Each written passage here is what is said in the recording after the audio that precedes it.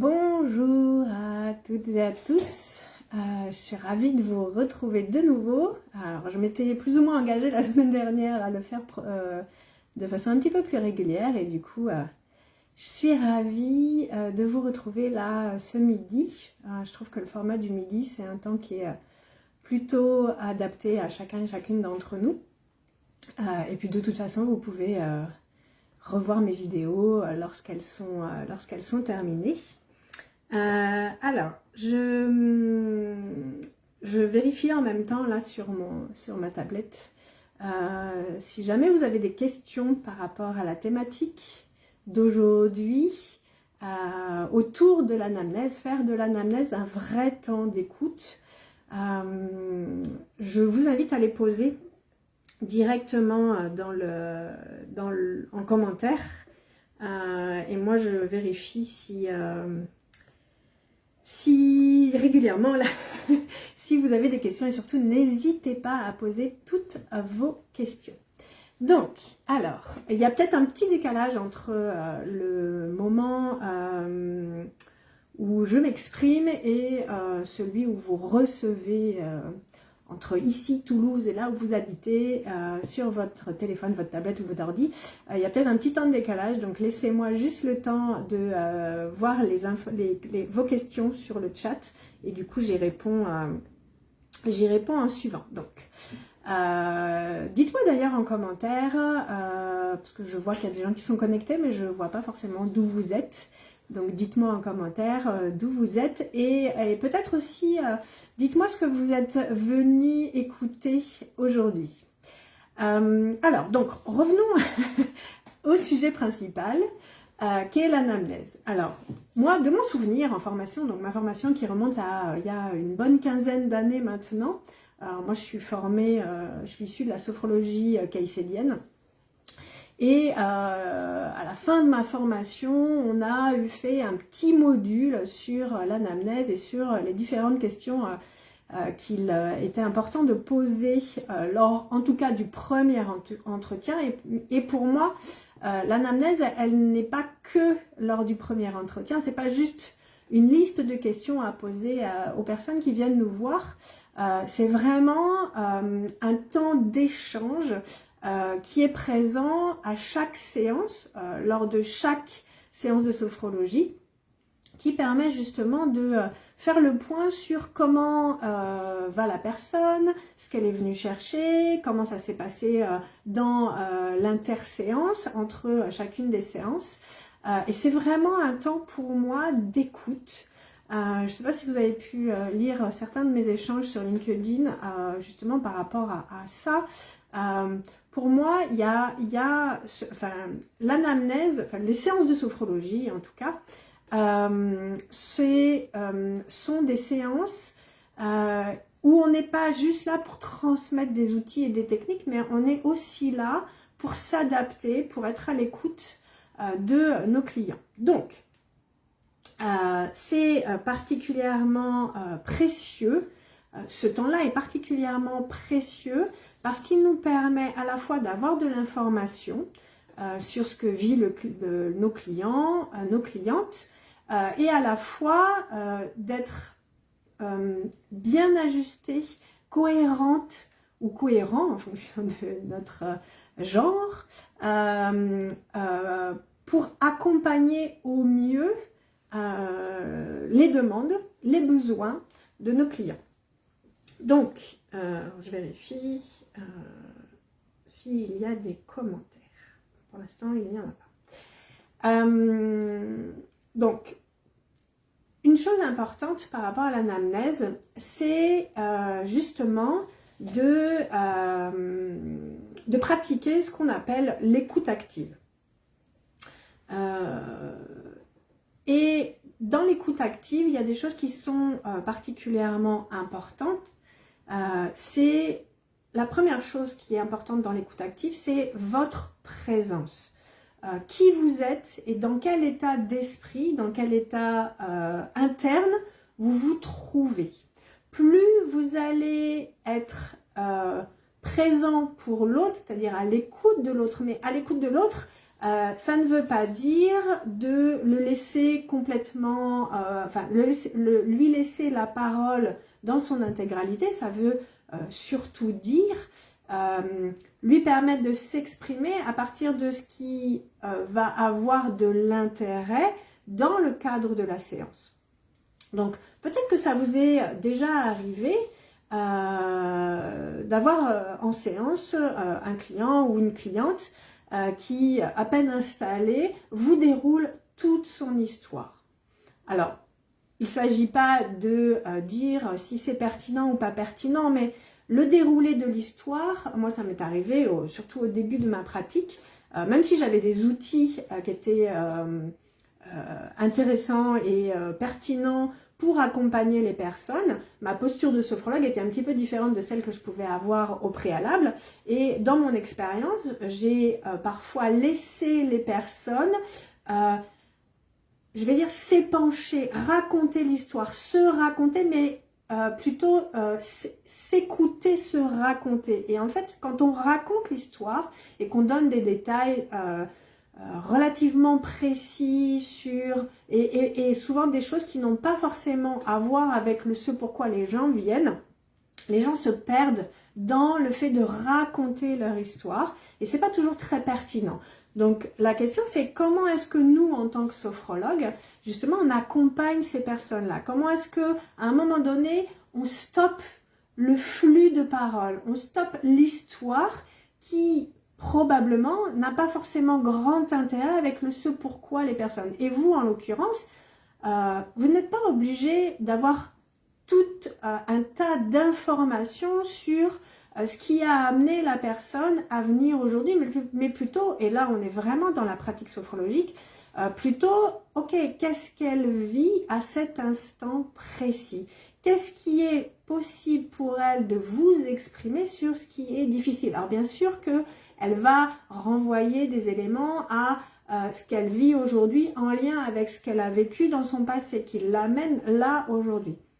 Mais parfois, on se noie et vous avez du mal, c'est souvent ce qu'on entend avec Emmanuel lorsqu'on accompagne les sophrologues là, dans le développement de leur activité, le fait que de ne pas savoir à quel moment précis est-ce que j'arrête la personne, je stoppe la personne pour pouvoir lui proposer soit de passer à la pratique, soit de développer un élément qui vous semble, vous, plus intéressant à développer.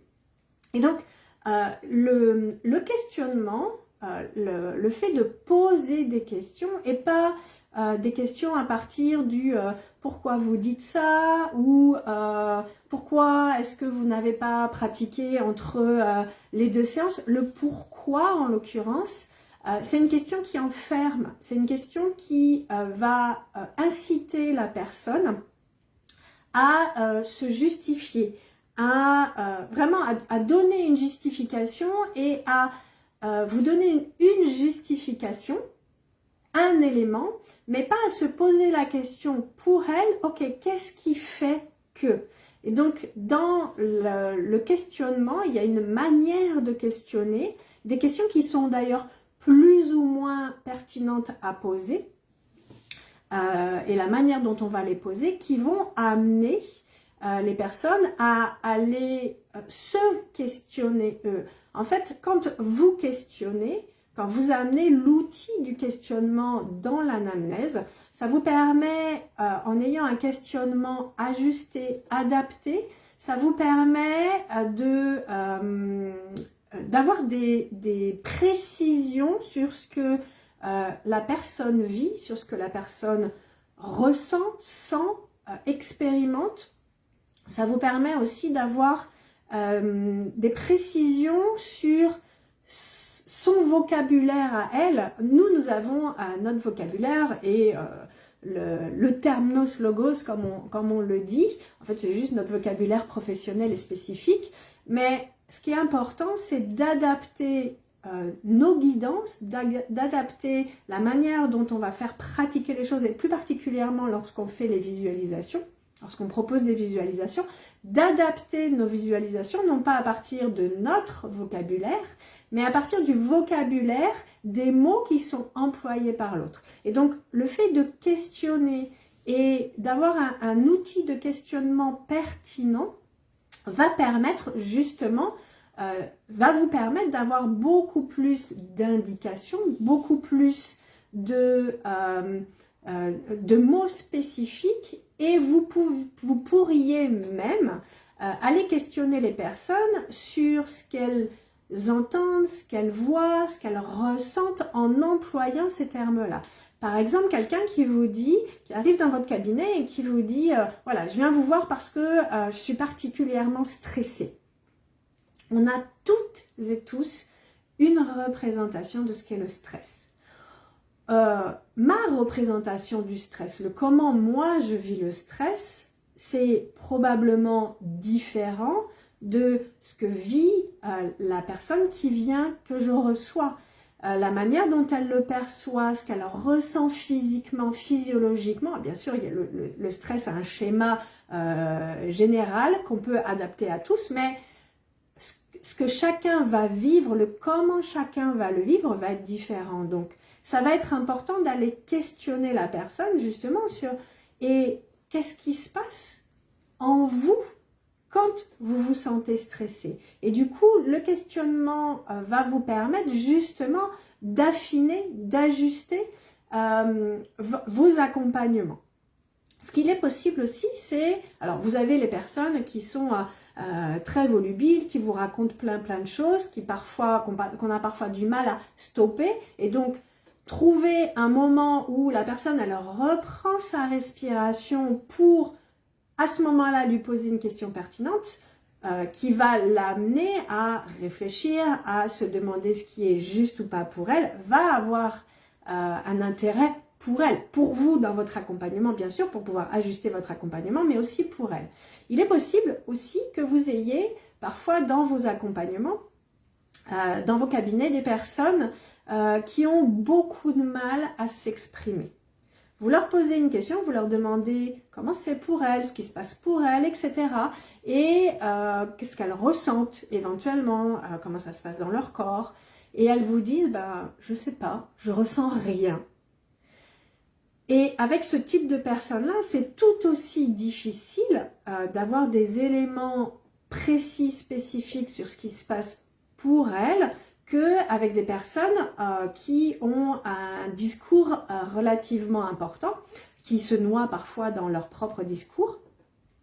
Et aller les questionner ou utiliser des outils justement pour leur permettre de se poser, d'être juste là à l'instant, sans chercher forcément ou à tout prix à mettre des mots. Et c'est là où justement dans l'écoute active, alors l'écoute active, je pourrais vous en parler pendant un certain temps, mais l'écoute active, elle est issue en grande majorité de Carl Rogers qui a donné des éléments très précis sur ce qu'était l'écoute active. Et dans l'écoute active, un des éléments, c'est justement le silence. Parfois, le silence, il peut être un peu gênant. Gênant pour nous, gênant pour la personne. On ne sait pas trop si c'est un silence plein, un silence vide, si pendant le silence, la personne réfléchit, prend le temps justement de se questionner. Vous lui demandez comment ça se passe pour elle, ce qu'elle ressent, et puis soit elle vous dit je ne ressens rien, et auquel cas c'est juste aussi, il ne s'agit pas forcément de ressentir toujours quelque chose. Parfois il se passe rien, mais ce rien n'est pas vide en fait. Il peut n'y avoir rien, mais juste parce que la personne n'a pas appris à se mettre à l'écoute de ses ressentis, de ses sensations, pour plein de raisons différentes.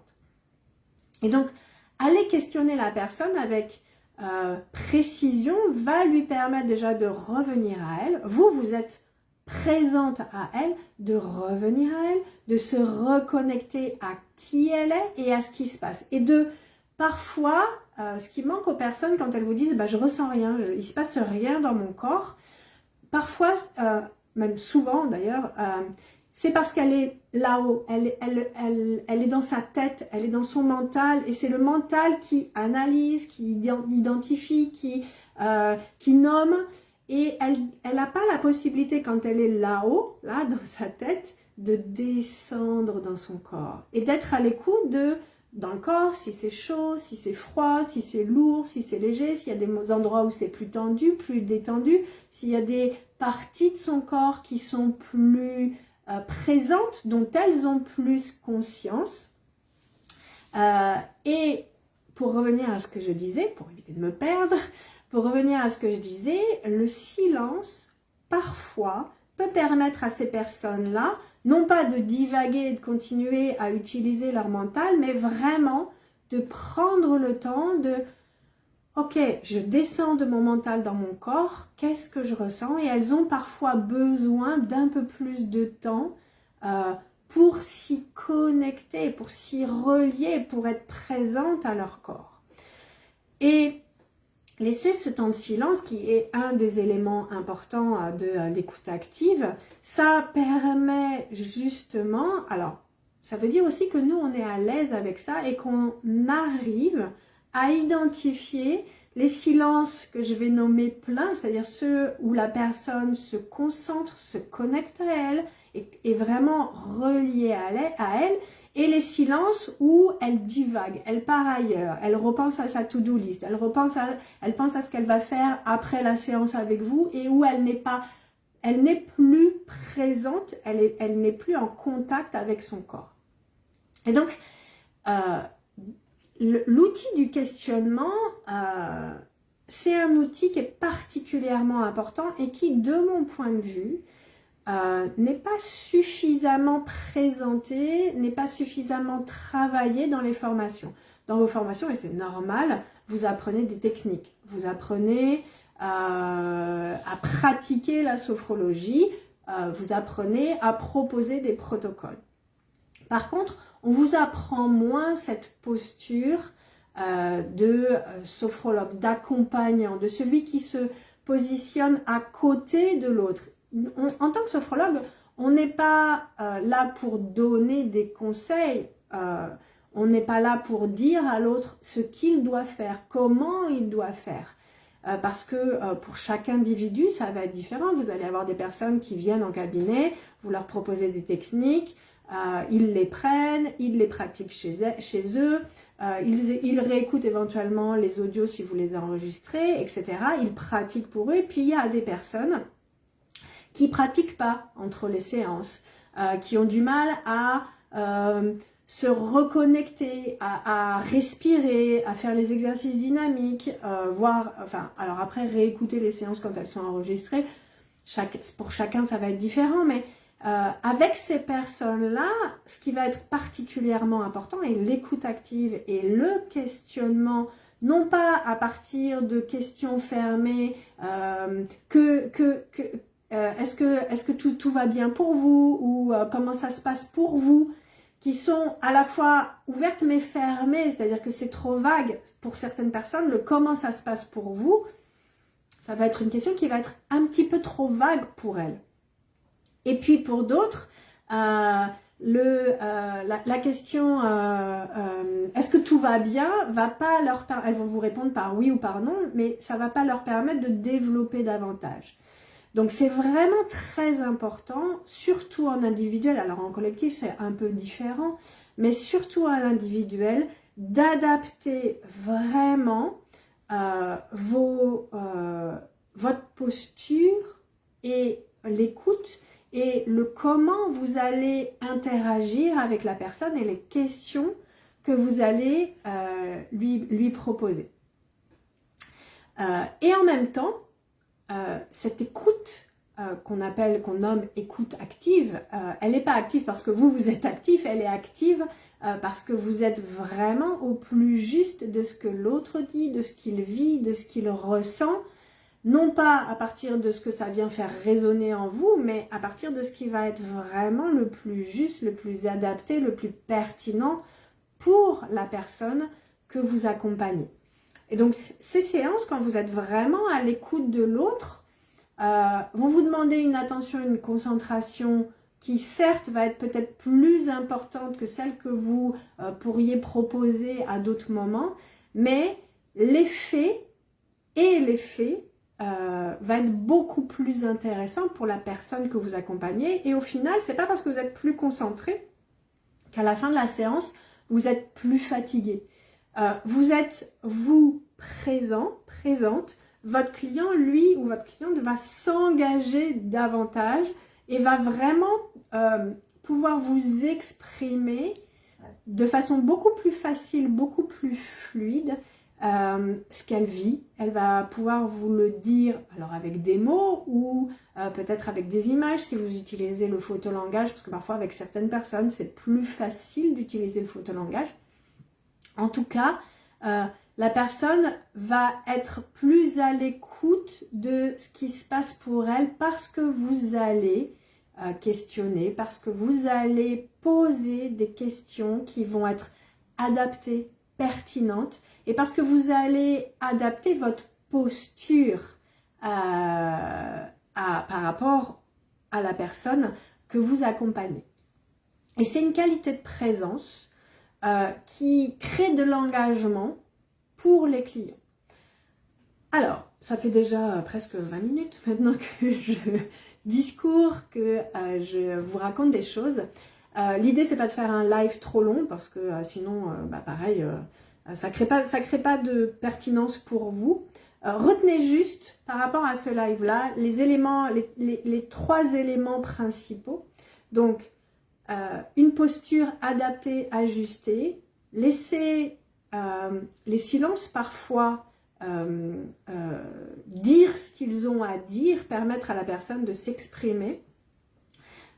Soyez particulièrement à l'écoute de ce que vous dit la personne et de ce qu'elle montre dans tout son langage non verbal. Carl Rogers a beaucoup développé l'écoute active et puis après il y a d'autres éléments qui sont venus se rajouter, d'autres thérapeutes qui ont développé davantage. Donc, soyez dans l'observation du corps de la personne. Parfois, entre ce qui est dit et ce que le corps montre, il peut y avoir une petite, ce qu'on appelle incongruence, c'est-à-dire quelque chose qui n'est pas aligné.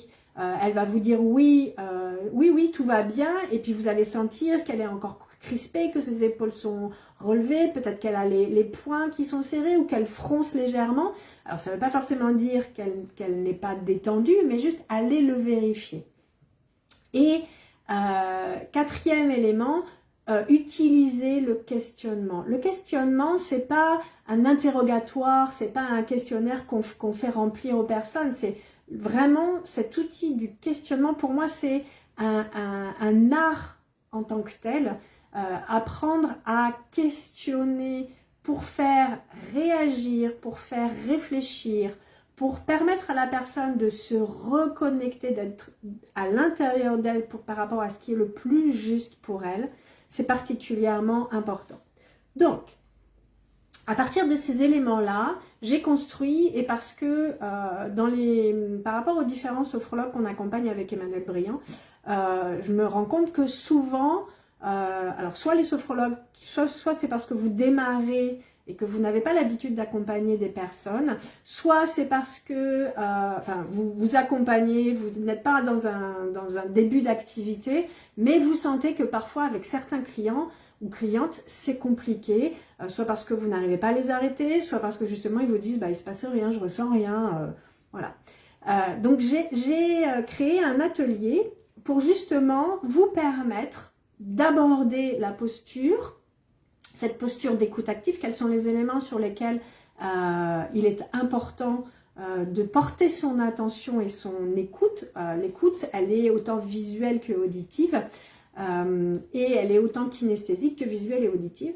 Quelles questions poser, comment formuler une question pour que celle-ci permette à vos clients d'être au contact d'eux-mêmes, d'aller réfléchir pour eux, d'aller introspecter pour eux. Et cet atelier a lieu mercredi prochain, le 4 décembre. C'est un atelier qui se veut interactif, dans lequel je vous transmets des outils et surtout dans lequel vous allez surtout pratiquer, parce que savoir toutes ces choses-là de façon théorique, c'est super. Après, quand on est en relation avec quelqu'un, c'est parfois beaucoup plus difficile de le mettre en pratique. Donc, dans cet atelier, je vous transmets les éléments importants de la posture, de l'écoute active et notamment comment est-ce qu'on utilise le questionnement pour permettre à la personne de vous donner davantage de détails, et à partir du moment où elle va vous donner davantage de détails ou de précision sur certaines choses, de lui permettre d'abord à elle de poser des mots de façon beaucoup plus claire sur ce qu'elle vit, ce qui se passe pour elle. Donc si ça vous intéresse, je vais mettre en commentaire juste en dessous le lien vers l'atelier et vous pouvez vous inscrire dès aujourd'hui d'ailleurs. Il reste des places pour cet atelier. Et c'est en l'occurrence moi quelque chose que j'aime particulièrement transmettre. Ce sont des outils qui peuvent être tellement intéressants, tellement chouettes que ce serait dommage de pas les utiliser et de s'en priver. Je vous souhaite à toutes et à tous une très bonne fin de journée et je vous dis pour celles et ceux qui participeront à l'atelier à la semaine prochaine, et puis pour tous les autres à bientôt, parce que régulièrement, alors je vais essayer de prendre cet engagement là et quand je dis essayer, du coup je me dis de pouvoir vous partager des éléments, des outils régulièrement. Ce groupe il est là pour ça, et ce groupe il ne vit pas de mon point de vue assez. L'objectif de ce groupe-là, c'est de pouvoir échanger, communiquer. Alors bien sûr, Emmanuel et moi, dans ce groupe, on vous donne beaucoup de ce que nous vous proposons pour vous donner des outils. Mais c'est aussi important de pouvoir vous proposer des choses que vous pouvez rapidement mettre en pratique et qui ne sont pas forcément liées à une monétisation ou un paiement derrière. Voilà, je vous souhaite une bonne après-midi et je vous dis à très bientôt.